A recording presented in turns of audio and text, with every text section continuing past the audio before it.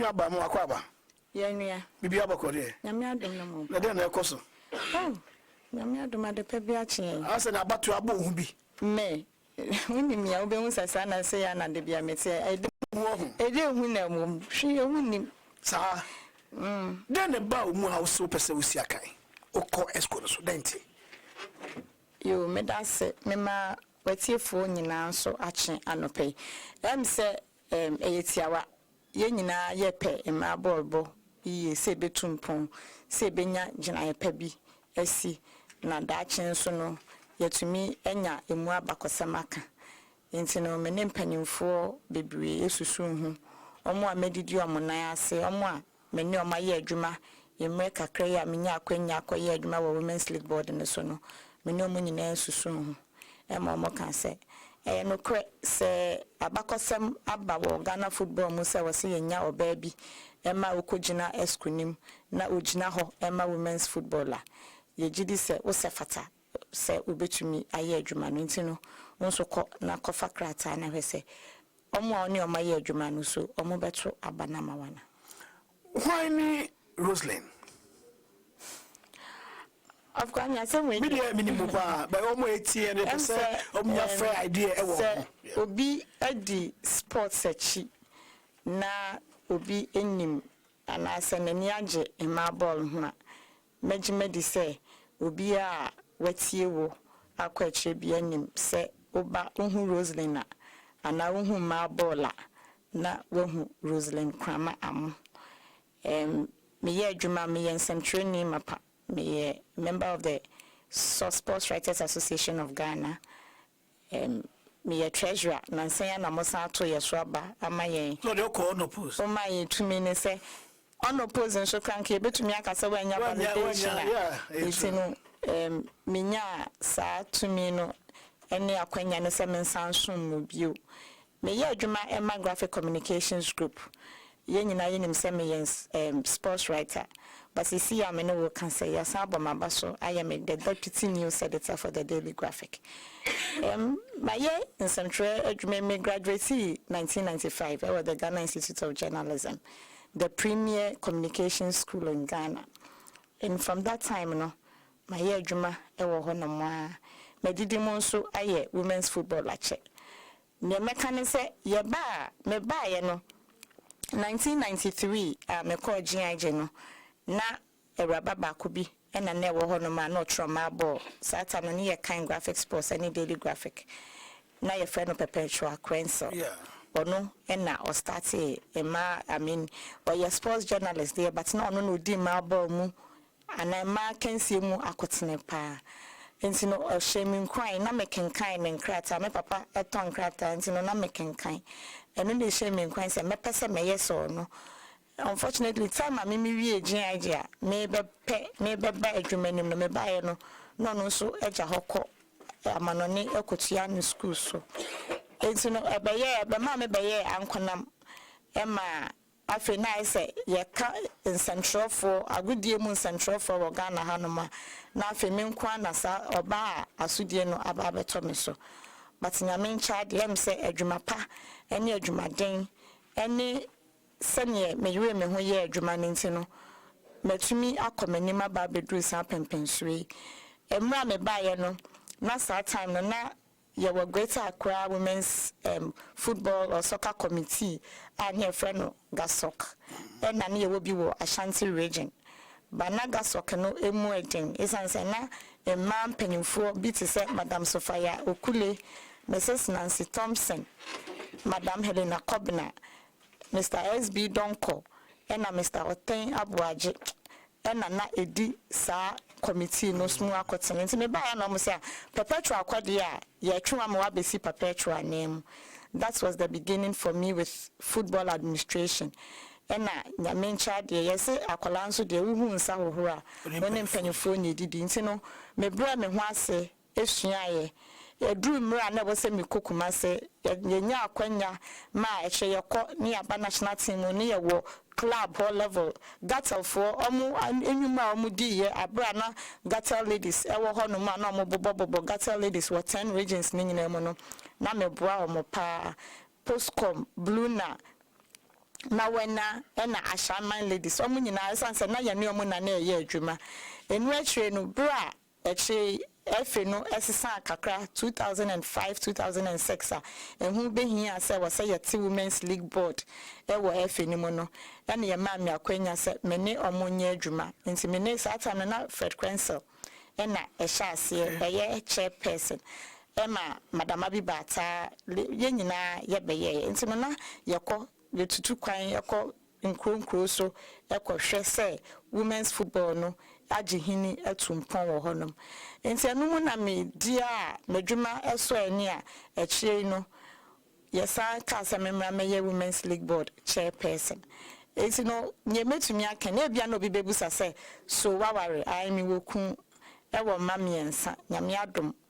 memfa hwa me ho but wo hwe ye adwuma na ye na impempi na ya na ye nkrofo se bia ye de ye ni abusua bi but me wo ewo honom ema me wo namfo ewo nuanom adofo bebre a omu nyina nso minti no bebre ani abeka football mu asese no omu nso omu de ma football achi kakra metu na oba wo de ho hye football mu se enha ura ene wabusuafo unya time ma me patron ni nyina ne se ne obahyehyɛ wo mmere ano adwuma bia wo hɔ no adwuma bia ni hɔ no mu a edafem sebe anesefo ekɔ adwuma omo time omo yɛ adwuma 24/7 every day bia akɔ adwuma adoptafo kɔ omo amowo asra adwuma mu wokɔ peacekeeping mission is an emanema na ensi adwuma bia wo ne ba me gidi se eye kasa woni ura anasa wo hukani no beka na nhyehyeye a wo beye se wonya mre kakra emre na wo benya no se ye nyina ye nim se ebiasa afa na nyina mu no obia epentema ko bebe nti sometimes it is not the length of time but the quality of the time you spend with your family no and ma omo ye bibia ni ho no mo a ofa se e wosa me ye ma mabusua meka se menye se ne anadwo da suo mu kwa na wose misiripe na me ya me ye san hyehyɛ no se ne be ya adeche a menya akwanya na ma ye adwuma e wose me ye no enti no kakra metumi aka fa me ho eno no well ye kwakosi akan mu ye nipa 4 oka ho 4 we de me ana me de madwetwe say but me busa na afifo no ne ensifo say mu de ho be no alphabetical order nti hwa Edna Quagreen ona beda top na Evelyn Insiansare na Habibata na wakoda fourth Rosalind Koramah amuntu de ne ase ho ana ebia ye de me beto bia me de me say yen ye de no nti a ofa ya ye mu bi yen pray say ye bekasa bebre ewo anas ye be campaign bebre ne say yen ye busua no 16 clubs 16 and ekoto aba it is a Premier League clubs no ebia once in a while no be hu so bia ye flyer anas ba menyi ni say a Premier League clubs and member ne de no obi pray ye campaign of course presidential campaign ne mueden RFA ne mueden yesan say RFA ne nyani pa kakra bi pe na beto ya region ni nyina na beto abenti ne hu nyia say nipa a ogina wa RFA na no be campaign but so hwa say ne member no 16 clubs Premier League clubs na beto abenti no campaign ni ye within that 16 clubs no enti sana na men so I 16 clubs 16 clubs no omo na ono mbekasa na men chade e wo say omo na ono omokasa nyamencha de me fa say mfie beye nsia ni de 16 clubs na ewo ho sese no me ni omo aye edinsawoso ewo adwuma na me ye nti no me nya akwanya be serve wo women's league board no so no esan madwuma ene me organizational skills ene me planning nti no board no say me menya coordinator in charge of competitions nti me na me ye in charge of the women's league national women's league the zonal championship as well as the women's FA Cup. Women's FA Cup sebe yede ba ya aboa ama manu enya more competitions sebo. Enti no meni omodi nsa enwoso of course ni obia na obepa wasem obi wo hono mo a wo ya ne dan a wo se obi empanyifo bubi bebi se akokwa sacha akroma se dan a enye ne fe but me nso so no na no nkyere se wo se mijaisa esansa ma sanya wo fenti no na no nkyere se adwuma bi wo hono mo a e wo se yeye enti se adwuma no na me disi mani so a me ye but nya me ni obia me nyi ni se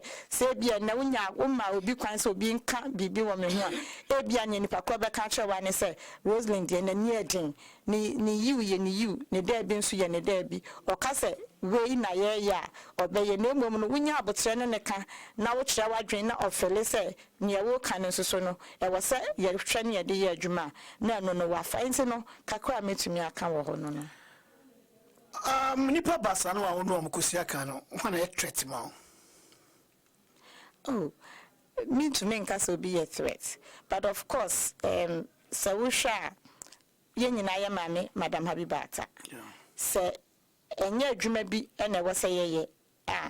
anka bia na na matumi ho asi wonom se adwuma na edin e wo se wonya obi a obetumi aye adwuma na anka meka se metro ama ye mame Habibata se ye se e wo se ye kɔ na ye konya se o dibia na keke se dibia ne wo honom a anka metro ama ne sanse ono wadi akotene emam panyufo bi a medi kan bubo mudin a Helena Kobna nom ne Mrs Madam Sofia Okulinum no menni ni gina saa pempenso no ema ball ebeji hini e wo Kumasi nyina no na efi Madam Habibata indeed minya kwanya ansana Madam Mamia Abna sana na me friend Mamia Abna Samuel Osekofo mami ebenya ne baby akono minya kwanya interview no ni di ebon komo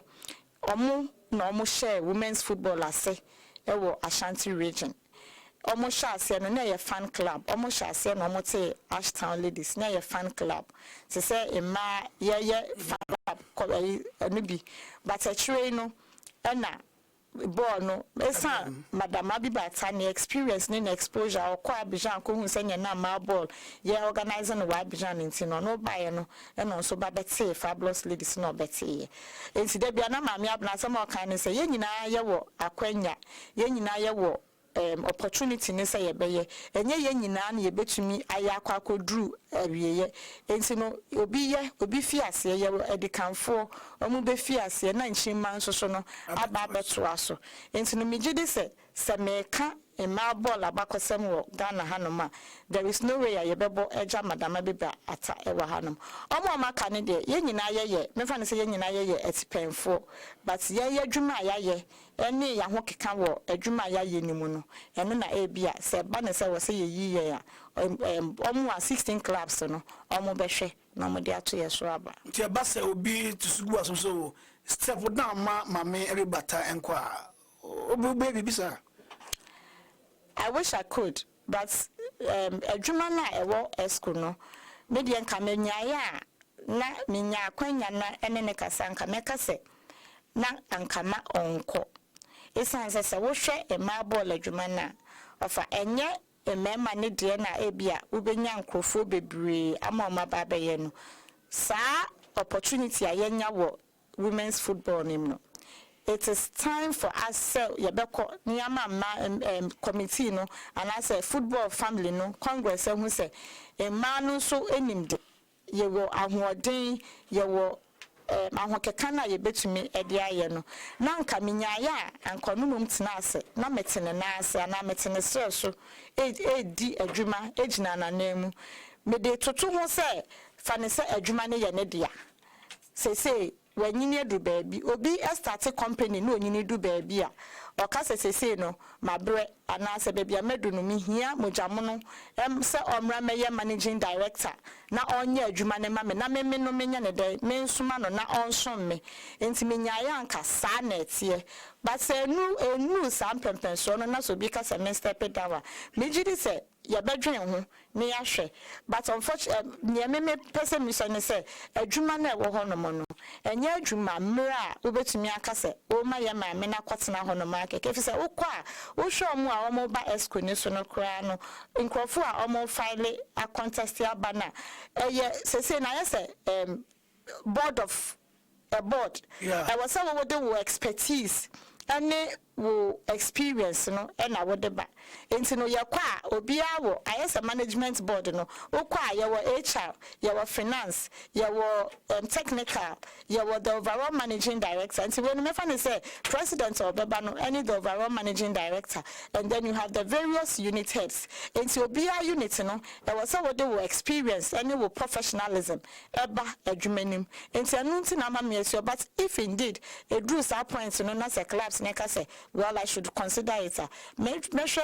omo ehye me nkwan so say me nko no me ne omo besusu hu akoba at this point they am say obi anya na me ni san komo ne enti no me fa ne say yenyina ye akọ try say 16 clubs no ne omo beje na 16 clubs no o say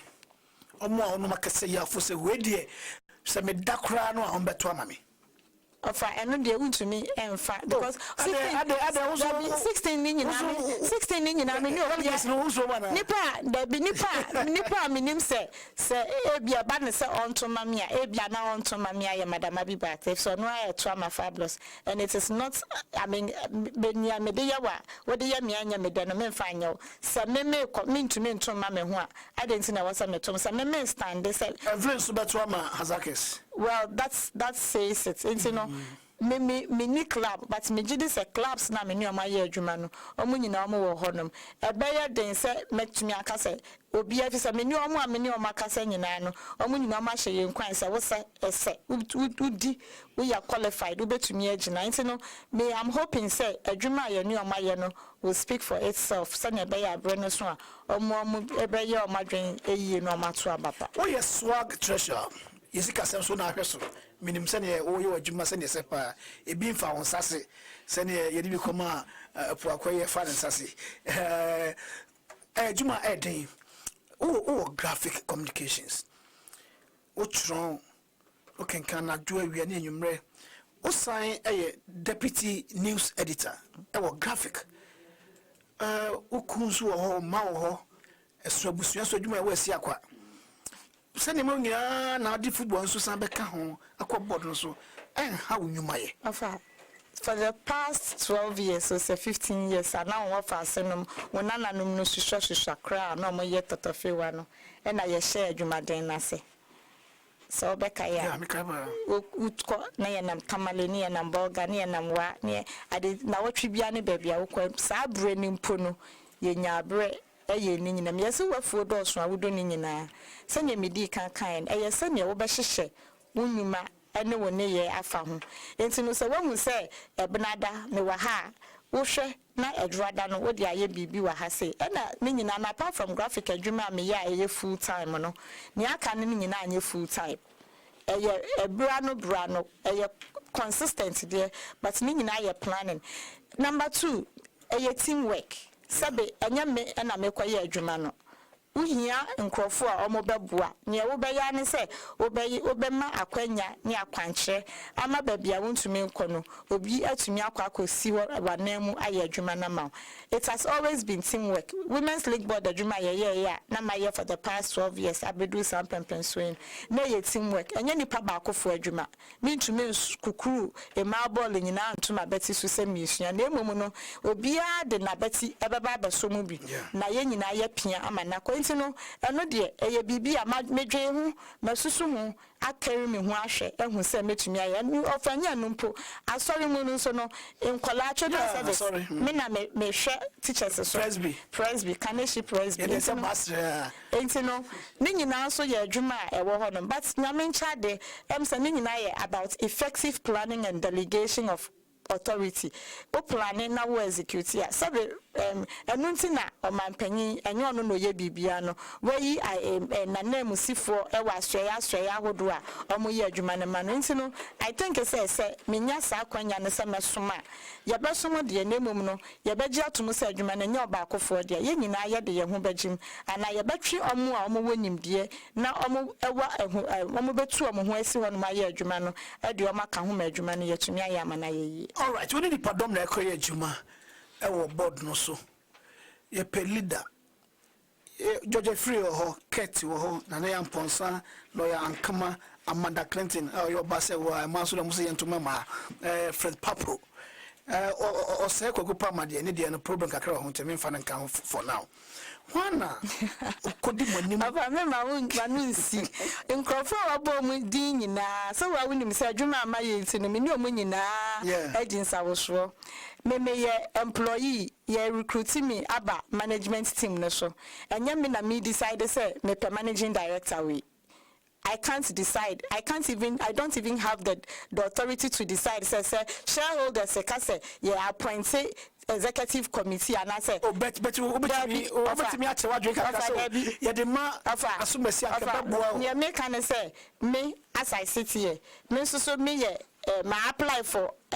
employment na ye den na me ko catch board e ko select e ko review and say e be me interview ama ye recruit me na ko catch won say o ma me kwasi na o ma me yawa na o ma me kofi na o ma me prince and o ma me odi asempa nka me pe. Mine is to bring in a certain expertise to the job. I think it's a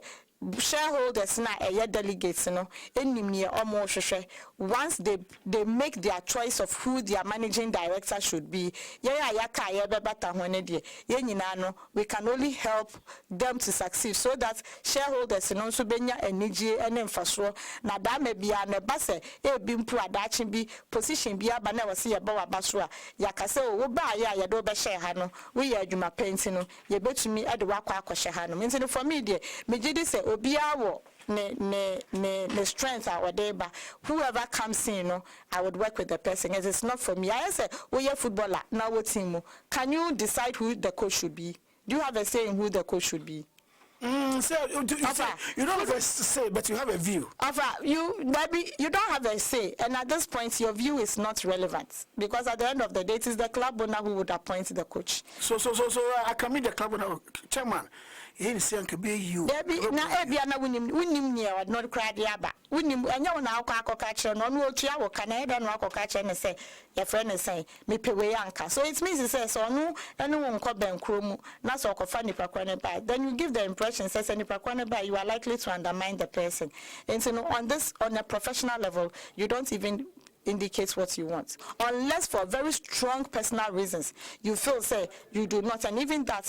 then it means it's any pakona one neighbor na bia no ne na ko hia wo baby pen e ma akoye wantwi na ntawa bi wo montama wo fele say oyi omia wo baby enti no say ode wo ba ha no mo a e bia na eno aba beto aso eno enti no wonya. But otherwise I think that it is professionally very unethical for you to decide or to even say me we na me ne ye adwuma nka am ma ball ni ade na say e kof who said didn't echo from sir?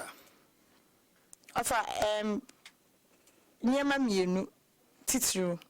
and it has always been about sikasem.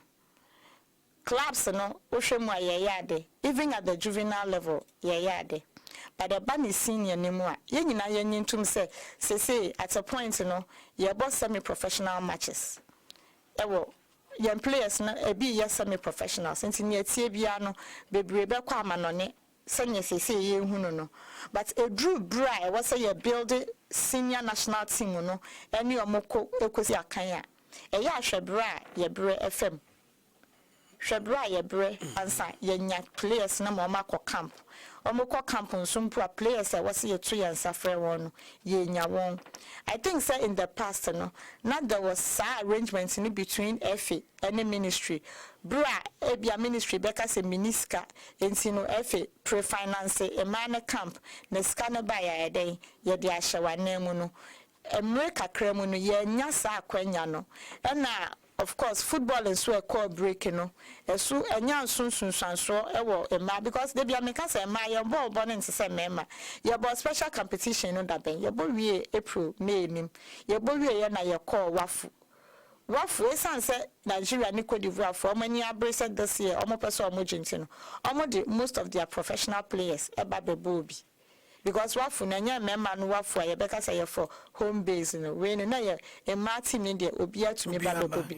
ba hwe yen Kenya Olympic qualifier ye born nansan. Look at what went into it. Yen girls are ye do mo boy no most of them ye under 17 ne omo under 20 nim no. Kenya team no so ye team na omo qualify for the first women's AFCON 2016 na ye ne omo boy ye share 1-3-1.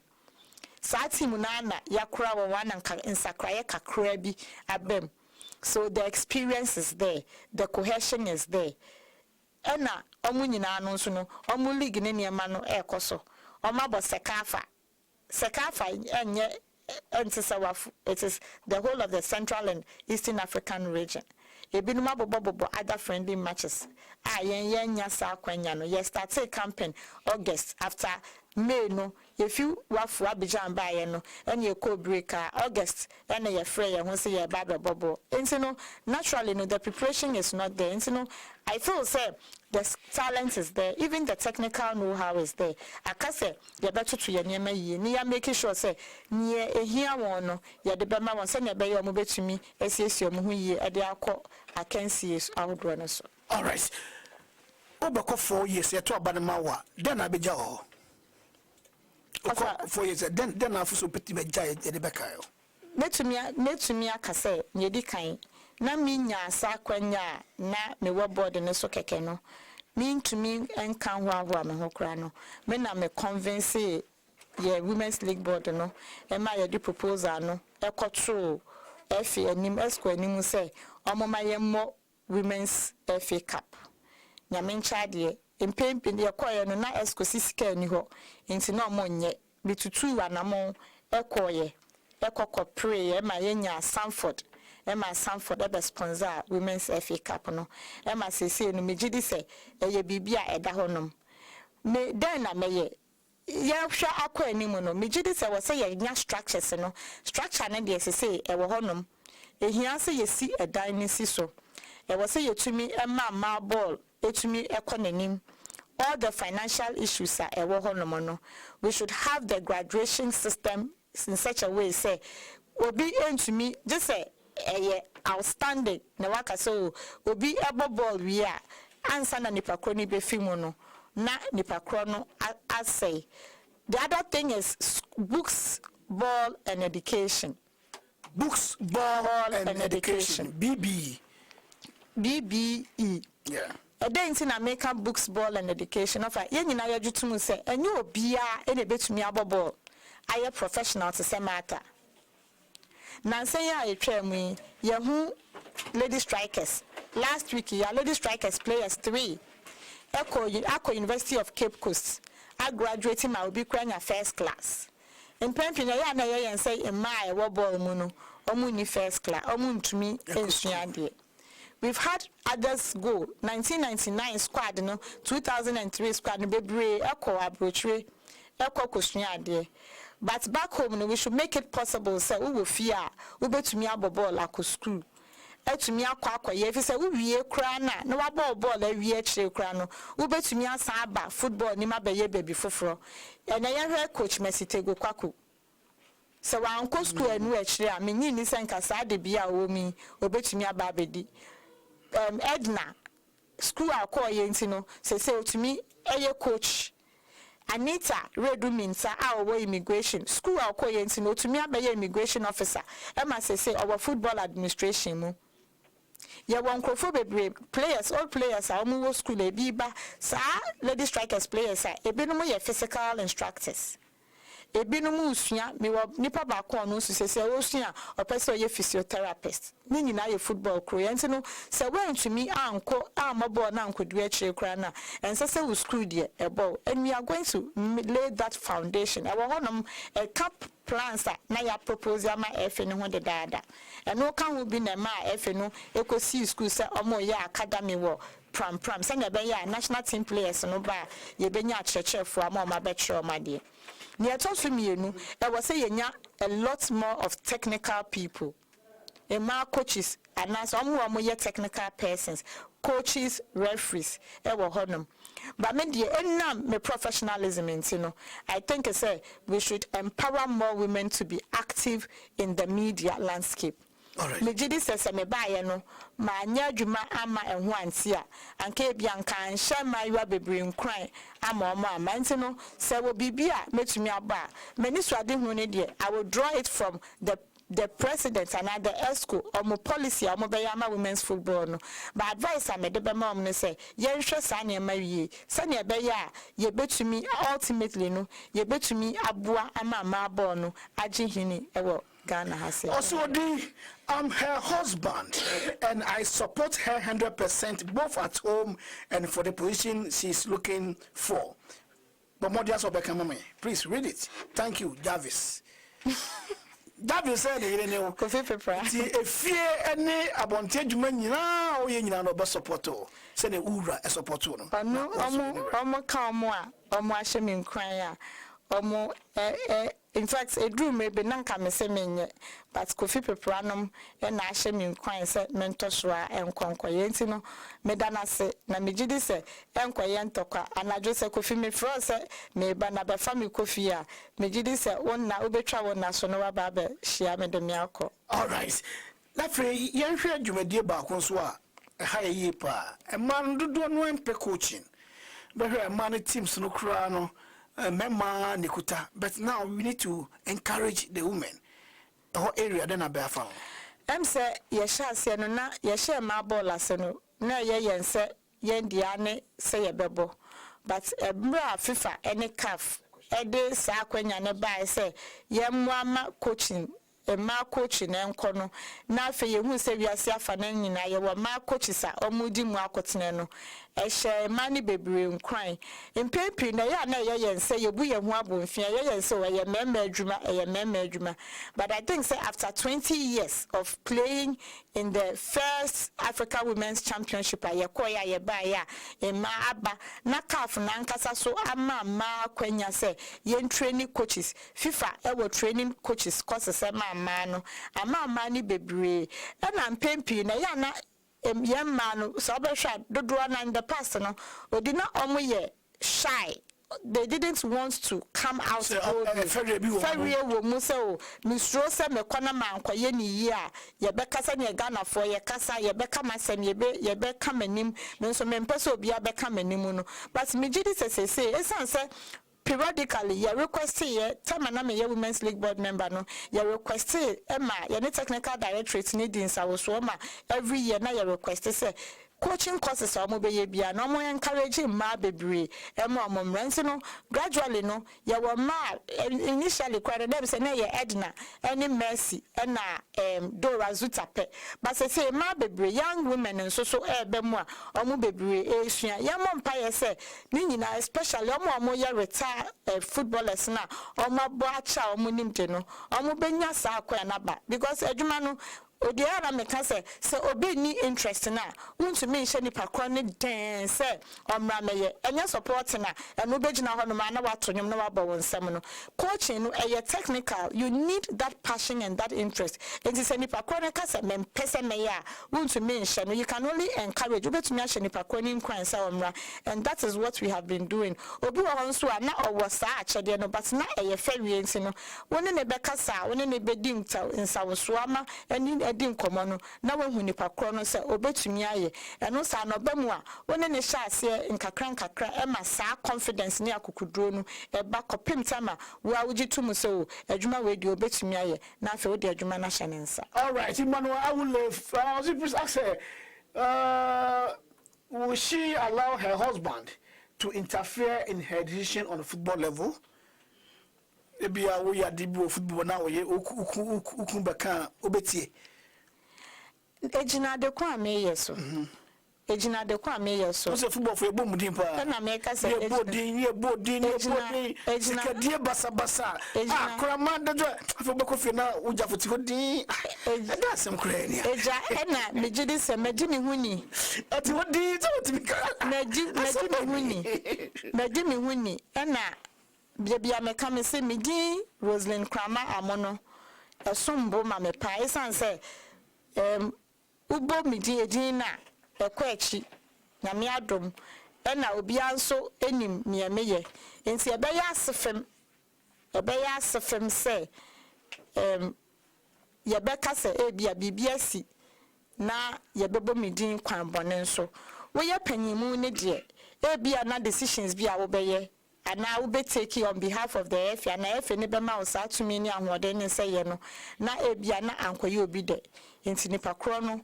ebebo din aka asem but me ni say ewo kwambone so say bia sikadie and the records are there for everybody who has time to go and verify. Odi at the beginning of each competition,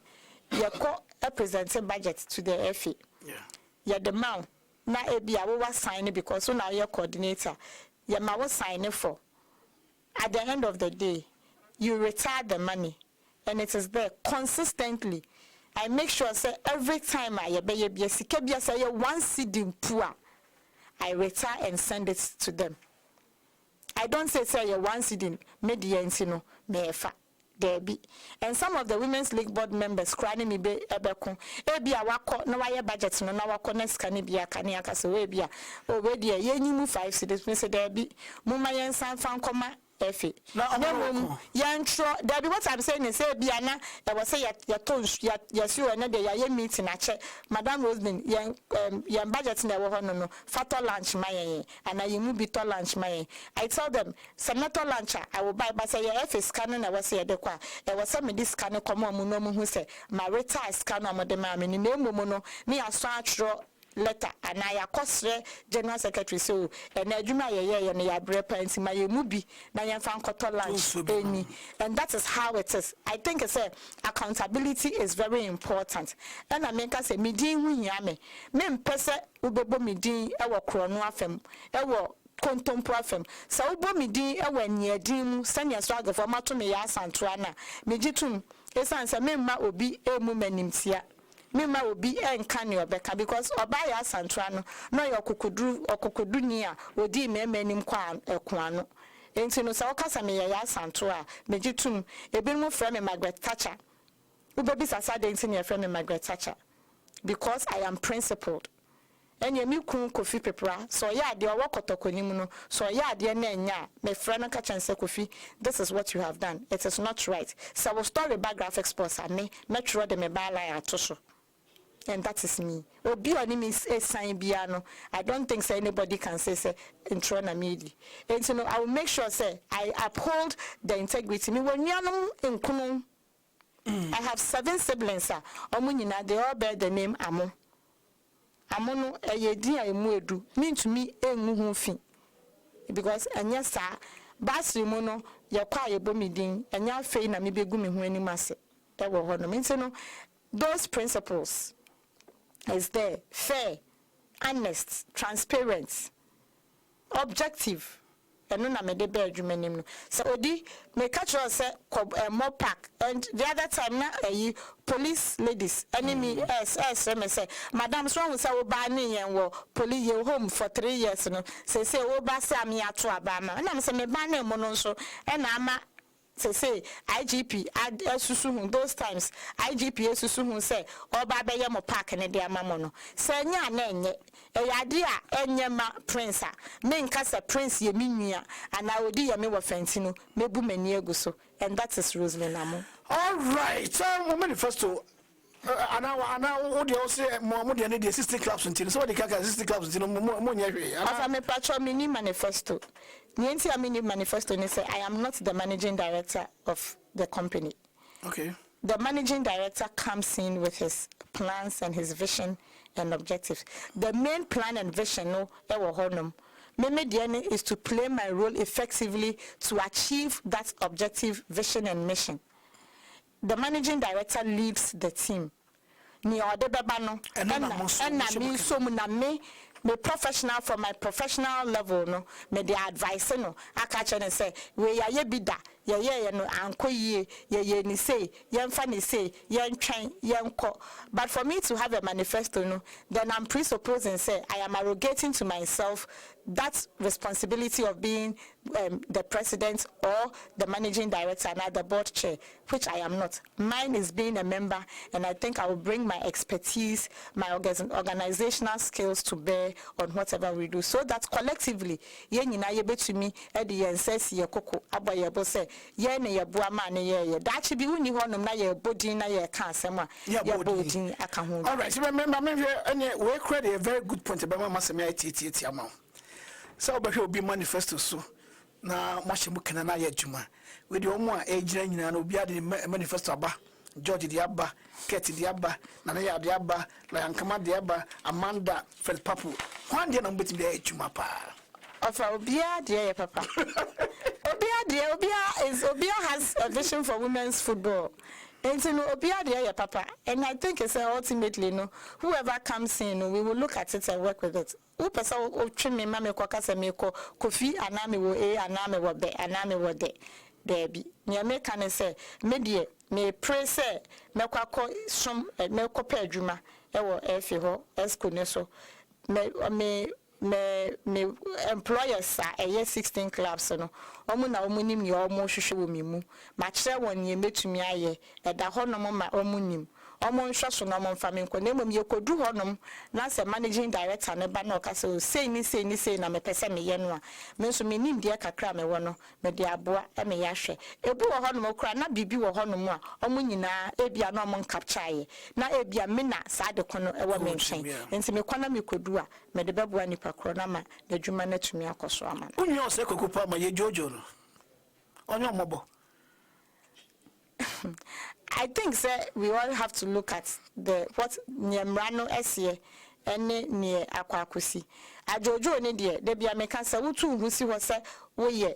opinion be a kind of say, so pesa your beckham when you opinion on Pessia Bejojo, non Pessia beckham anymore. Then you know what's not there, Mashe. No way do run to us and no opinion near a woofy. Majidis or no so no, ye see no quine, sir, ma on court. Emra kwan so emfa praise or bet the farm dia na so be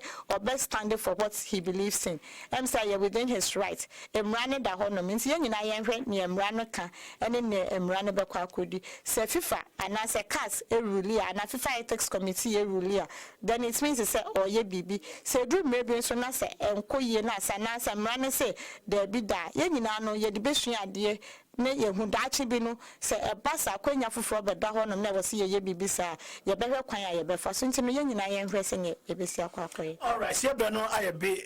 wo kran so pentema kwadwuma de bi se se nkrofo nyina etio ana obatunyu ana se principal ko de ase unse nka we de ya ye nyesa but unse ye wo praise and worship team we wo fia ha me na me leader. So I say so far say wow unim say I beat you no cry can praise and worship I beat you and the American say we there obi best ye no ye ntoaba ye ntoaba na but your influence na me man ho de ne de my bias ni nyina ne say ma me yoti he o ye menua ba prekope menua penny ene sa batos me amfa ye nuenkum be we dey medimenia be ko ade wo fie ye ofa dance na ade groja de ko ade pa wo fie ye na ofa se o pe krama de na koche no che no na aye bida e wo ho a wo se o kofa baby fofo ensunyame ye de bi mimpo de men kan ze ensunyame ye aye bida wo ho a wo se o kofa e bi a edin foforo bi ma me yote he de wa ye ewo ma football mu de da ho ma obia bi me kai ne AIPS Africa seminar bi tamwa alcon koso na as part of the we media na buy no foreign local and foreign media ni nyina buy and omo ye seminar on women's football na mami yoti he presentation bi wo ho for ye presentation ni wi no me bie manu se enti adwuma a waye ewo ma football mu ni na me amenu ti krom ha kra na nye se da na menim adwuma de waye bi pa wo ma football man clubs and ma football clubs a ewo krom ha nyina enim ni modern ball ene de waye enti we de ye pe obi ne de na ko chenecheno na aye bi da we waye bi da na adwuma no obi enim. All right, enti we de me influence no pe we de ye praise and worship kitu e bi ameya no pe se mo koto aba e wo ma ho de ne de on fema no Rosalind abna Koramah Amoh Okay. And there's some to about 030 Mamifa battery cost me 03022548562548558 25485 ofra me so no tweletitia ma maybe na ahoma so ha me kakra nti wo de ofra pedo tweletitia de ama me okay obi abaso Mamifa me pacho hwan ni hello hello hello Saneba. Some. Yeah, I said, Beffa Bacon, Mammy, who read him, said, Patawani. Yeah. You're Bocola. Hey, Miss Sunday. Minister the day. Me ba, mammy, and Granny Gabby. We will go, Emmanuel. All right. Mammy, what I see, sometimes, you, but don't go to war, and I never what I say, almost fine. But we share the DB over when the Juma or Yenina, nothing, or the way to a baby count. Nothing, Udi, Papa is Shana, Papa is Shana Apaya, obey a thing. Over tired, I'm a fire, that will put Papa the Perry. Now, all this message by Mam Semen kind. Also, I can say, where you also, Emmanuel, I will judge Papa the Perry fire. Was here, there come on fires. My friend, Pato Winnie. Hello, me license having. Emmanuel Cassie, was it? Yeah, Pekwa, as a politicians. Oh, my Kwama, you are oh, Yamna Yakwain. Hey, what co parliament were you was in Yamna Yakwain? I say, no, as walk on the Ossie, Mayo Kwama. Financing, make us a mini manifesto, mini campaign promises. Yeah. Medjuma, near my year, I Dahonomono, and I Casamame. The Biana make us a sabi, oh, Quaco high coacher. Nini say odise ne what team now pe coach o sorry ye na obeka say I don't na clubs ahodo no omo pe coach ya na omo pe coach or we experience coach onim why bida why baby importantly media me to mu say ye nyina football team 11 players and start coach ni gina honom no wa kire kwan 11 players no obia when you rule or play mean to me nkase what friend ya makwa akogina park no so na wasa me bobol no na afi menya me final selection no e wona me kwa kaka chose odi emiti ya me ya una mean to me mo I think say maye ama obia do time na me nya sa akwanya ne mpo no I worked me to me hu si honom ema ball senior empanyimfo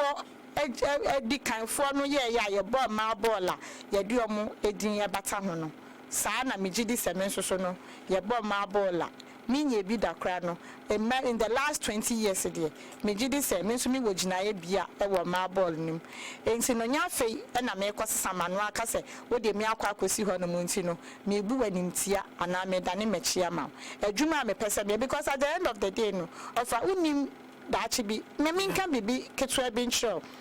Last year women's AFCON so obekaya na me can women's local organizing committee na me can ho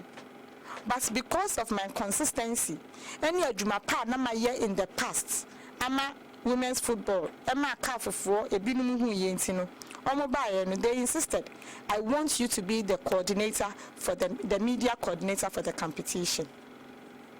Obia Obaya no ya associated media officer bi Obaya no ya associated with the women's AFCON 2018 no mejidi se meboa ne pakwa ne mra meka and CAF came back they wrote back to the coordinator and I said the chief executive officer the Mr. Kofinsia say this is one of the best organized women's tournaments they've had especially with regards to media organization. That is my work. Me nyo bia me kasa me mfa ne ma ahwa me ho but I think say adwuma da honom na wose wo ya you roll up your sleeve you descend into the gutter and do the work. When you are done the applause is there. You don't take the glory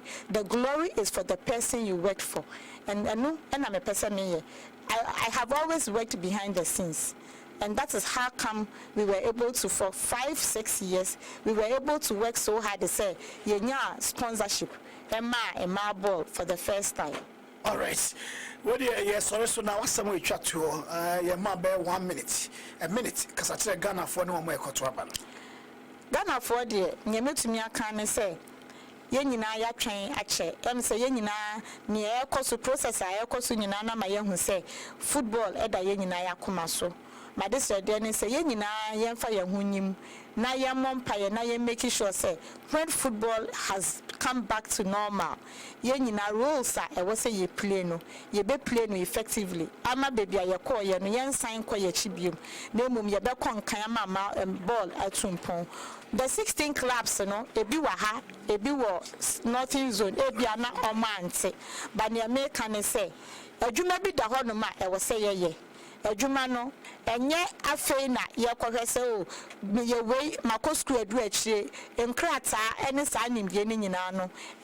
It may not play a role because I yes adia, na nka ye beka say bia ye ma me panya ene ne kogina no, she may not qualify. The most important thing is why no betu ni hu asi honom. Why na juda suomu, why na owo nimdie no, why na waye bi panya, mu de sa kwanya ne mana obetumi aye. We have it's our opportunity ya ye ma yen. We need to go up there to prove to the men say we deserve even more than the one slot na omo de ama yen no. How are we going to prove it to them? Ye kwani okototo papa so a omo beka say o imade ye ma mo sa kwanya mo hu ne mo de mo ye na mom ne yemfa obi enko se ne be ya nipa kwani be kwa akoye adwuma so well say even without ye bisapo no esco any congress beka say oh ye hia oba foforo ama na ba beka ho amaye enti no masemtia eno no. Yes, you are the Asibebre.